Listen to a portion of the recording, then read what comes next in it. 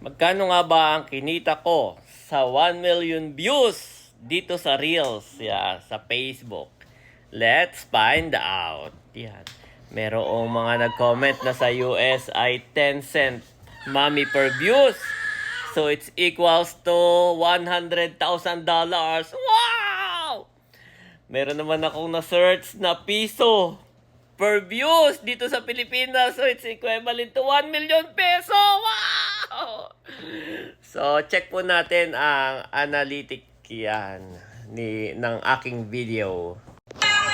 Ayan po, punta tayo dito sa video at click lang natin itong insight. Yan. At makikita natin, meron tayong 1,047,730 views in total. 333, nag-update.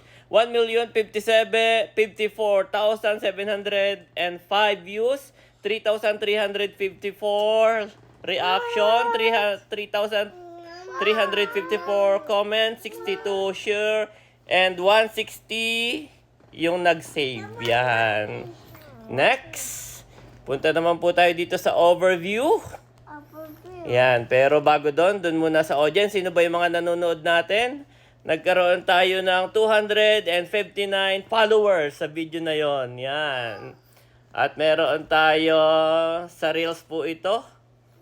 97% ay sinuggest siya ni Meta.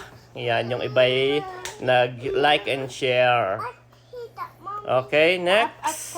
Sino-sino ba yung mga nanonood sa videos? Alamin natin ang age and gender. 80% babae. Nawawala. 19% men, 1% unknown. So ano yung mga edad nila? Nawala na. Top countries natin ay Philippines, United Arabs, and Saudi Arabia. Yan. So, magkano na nga ba ang kinita ng 1 million views? $13.64!